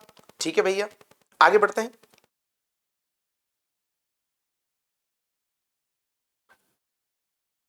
अब इन्होंने क्या किया, देखिए यहां पर तो मूल क्या था, मूल था उपनिषद पर आधारित। ठीक है, अब देखो इनके कुछ सिद्धांत। पहला, एकेश्वरवाद का समर्थन, वही ईश्वर एक। दूसरा, ईश्वर की उपासना, बिन उपासना जो है वो कैसी करो आप, जातिगत संकीर्णता और कर्मकांड के बिना की जानी चाहिए। मतलब आप जो धर्म के आधार पर, मतलब एक जाति को बोल रहे हो कि तुम पूजा पाठ नहीं कर सकते, तुम जातिगत संकीर्णता बढ़ा रहे हो, तुम कर्मकांड को बढ़ा रहे हो। ये नहीं मांग रहा भगवान, भगवान आध्यात्मिकता को समझाने की कोशिश कर रहा है। भगवान का जो मूल कॉन्सेप्ट है, जो टीचिंग है, वो समझो भाई। देख रहे हो आप? देखो ब्रह्म समाज कभी लिखने को आएगा तो जो शुरू की 3 लाइन है उसमें क्या है, ब्रह्म समाज का इंट्रोडक्शन क्या क्या है, कब स्थापित हुआ, तो 1828 में। दूसरा, क्यों स्थापित किया, ताकि तुम धार्मिक कुरीति से खुद को मुक्त करो और ईसाई धर्म के प्रभाव से अपने समाज को रोको। तीसरा, ये तुम्हारा संगठन किस पे आधारित है, तो वेद और उपनिषद पर आधारित है। तो जो 3 बातें हैं ये इंट्रोडक्शन हो गई एक तरह से। इंट्रोडक्शन मतलब शुरू की 3 लाइन में 3 बातें लिखी है ना, कब स्थापित हुआ, क्यों स्थापित हुआ, और किस चीज पर आधारित है। तो अब इनके विचार देखते जाओ। अब यहां से क्या शुरू हुए, सिद्धांत शुरू हुए, विचार। तो चाहे राजा राममोहन राय के विचार पूछे, चाहे ब्रह्म समाज के विचार या सिद्धांत पूछे, यही आएगा। देखो पहला एक ईश्वरवाद को बढ़ावा दो, दूसरा तुम धर्म का जो उपासना कर रहे हो जिसमें तुम जातिगत संकीर्णता को बढ़ावा दे रहे हो, कर्मकांड को बढ़ावा दे रहे हो, ये सब गलत है। उसके आध्यात्मिक तत्व तक पहुंचो कि वो सीख क्या देना चाह रहा है। तीसरा सिद्धांत, तीसरा विचार दोस्तों, कि बुरे कर्म के प्रायश्चित तो बुरी प्रवृत्तियों को त्याग करना जीवन का लक्ष्य बनाओ। सच्चा धर्म क्या है, जो तुम्हें बुरे कर्म और बुरी प्रवृत्ति का त्याग करना सिखाए, वो सच्चा धर्म है। तुम धर्म मतलब धर्म ध्रा से निकला है, ध्रा मतलब धारण करना। हम अच्छे अच्छे विचारों को धारित करें, हम अच्छे अच्छे थॉट्स को होल्ड करें, हम अपनी पर्सनालिटी को अपग्रेड करें, अपलिफ्ट करें, बेहतर बनाएं, ये मेन पर्पस है। तो बुरी प्रवृत्ति को त्याग करो, ये सीखो धर्म से। दूसरा, आत्मा को अमर, ईश्वर के प्रति उत्तरदायी मानना। आत्मा जो है वो अमर है और वो ईश्वर के प्रति उत्तरदायी है, ईश्वर के प्रति अकाउंटेबल है, उसका अंश। तुम्हारा ये शरीर कुछ भी नहीं है, तो तुम जो है शरीर को सुख देने के लिए इसके पीछे भाग रहे हो और दूसरे के साथ गलत कर रहे हो, ये गलत है। ये शरीर तो नश्वर है, आज है कल चला जाएगा, पर तुम्हारी आत्मा जो है उसे सब कुछ भोगना पड़ेगा, वो अमर रहने वाली है। तो जो शरीर है, जो कि नश्वर है, जो कि टेम्पररी है, इसके क्षणिक कुछ पल के सुख के लिए तुम गलत कर्म कर रहे हो, तो शरीर तो जल जाएगा, दफना दिया जाएगा, पर जो आत्मा है वो तो रहेगी, उसका पुनर्जन्म होगा, दूसरी चीजें होंगी, तो उसको वो फेस करना पड़ेगा, वो फल जो तुमने शरीर को खुश करने के लिए गलत किया।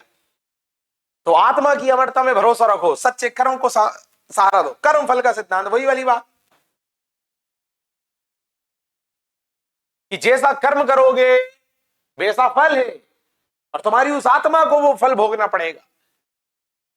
और तीसरा और सबसे आखिरी, धार्मिक सहिष्णुता का सिद्धांत। आप सभी को मैं सहिष्णुता पढ़ा चुका हूं हजारों बार। सहिष्णुता मतलब टॉलरेंस।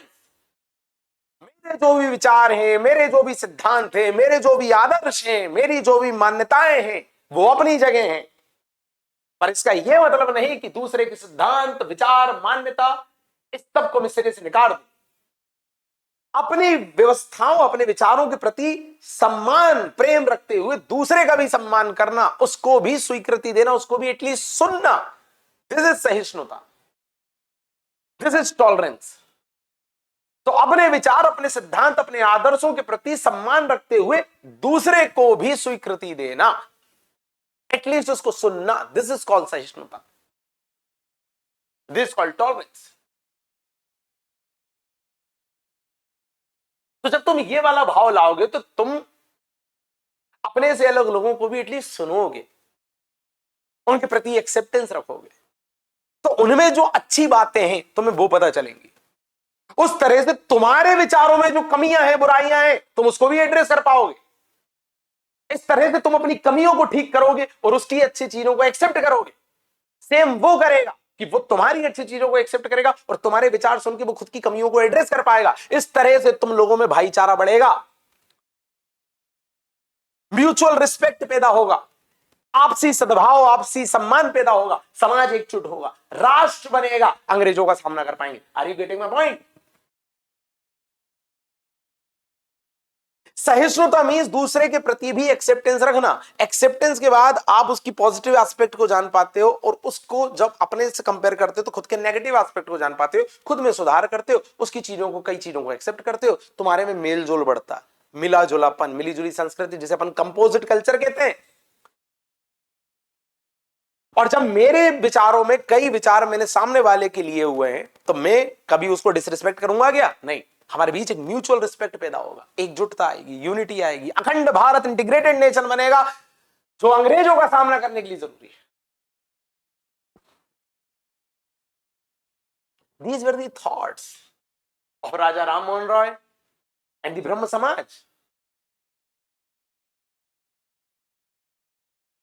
यही तो कारण है कि राजा राम मोहन रॉय क्या बोलते थे? नए युग का अग्रदूत।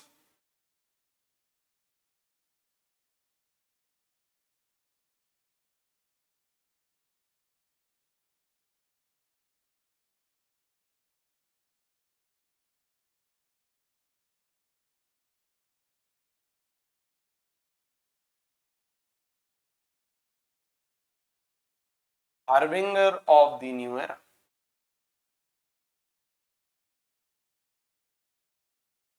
तो कभी आपसे राजा राममोहन रॉय के काम पूछेंगे तो उनके संस्थागत कार्य, उनके विशिष्ट कार्य, उनके लेखन वाले कार्य ऐसे क्लासिफाई करके तो बताओगे। और साथ में कभी आपसे उनका वो जो एक विशिष्ट कार्य ब्रह्म समाज, उसके बारे में पूछेंगे तो आप पहले ब्रह्म समाज का इंट्रो दोगे, ये जो 3 लाइन में शुरू में दिया हुआ है। फिर आप इंट्रो में कितनी बातें हैं? 3। क्यों लाया? कुरीतियों से मुक्त करना खुद को और ईसाई धर्म के प्रभुत्व से समाज को रोकना, नंबर 1। नंबर 2, कब लाए? तब लाए। 3, किस चीज पर बेस्ड है? उपनिषद पर बेस्ड। ये 3 बात। विचार क्या है वो मैंने आपको बता दिया, दैट्स इट। पर ये जो ब्रह्म समाज राजा राम मोहन राय लाए थे, इसमें विभाजन भी हुआ था। थोड़ा विभाजन के बारे में देख लेते हैं। कभी आपको हो जाए कि ब्रह्म समाज की यात्रा बताइए, या उसमें उसमें उसमें पार्टीशन, उसमें डिवीजन, उसमें कॉन्फ्लिक्ट क्यों हो गए थे, ये बताइए।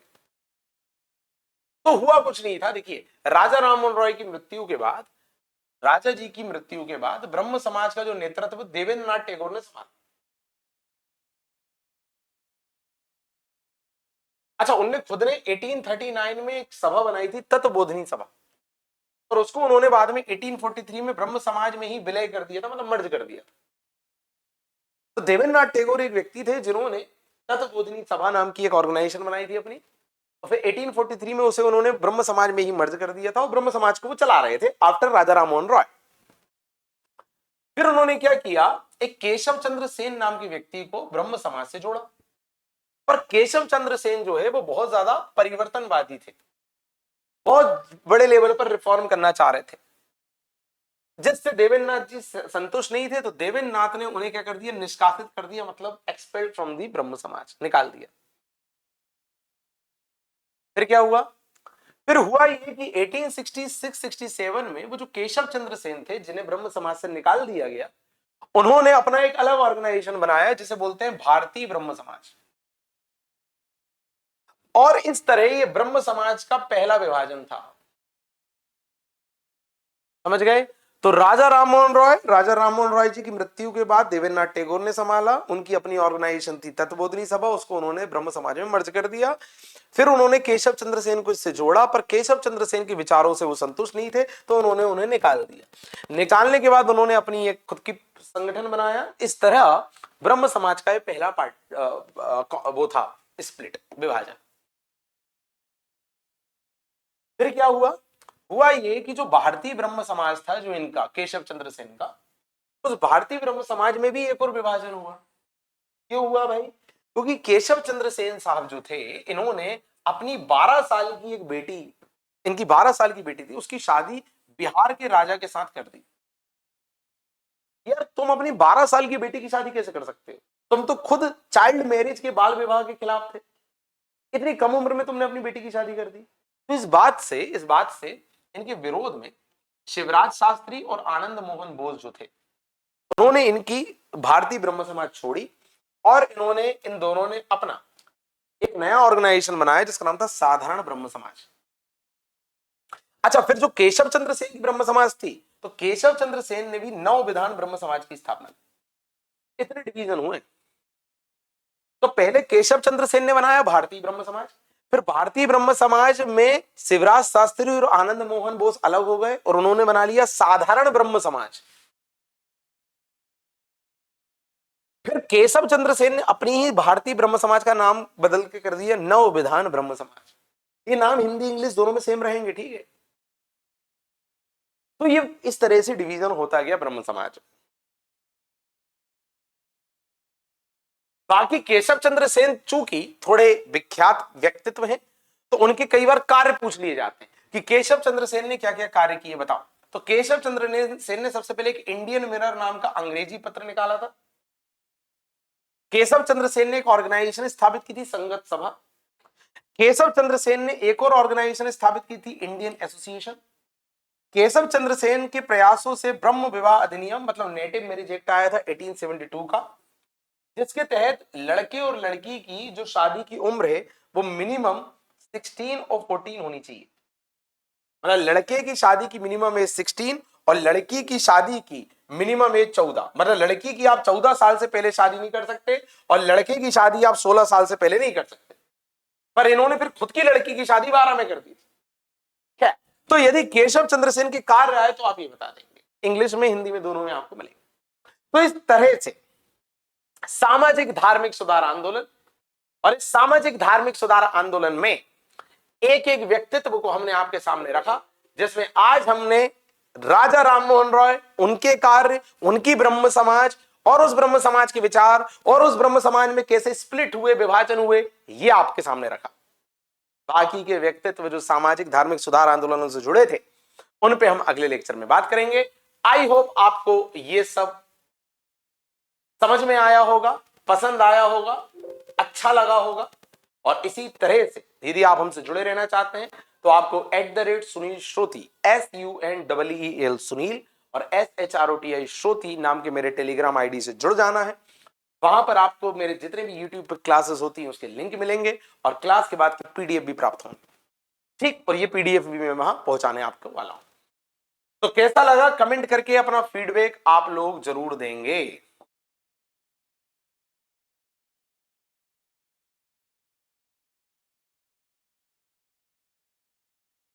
ये द्रोण सीरीज का 4th लेक्चर कैसा लगा कमेंट करके फीडबैक देंगे। अपना प्रेम, अपना सहयोग बनाए रखेंगे। धन्यवाद।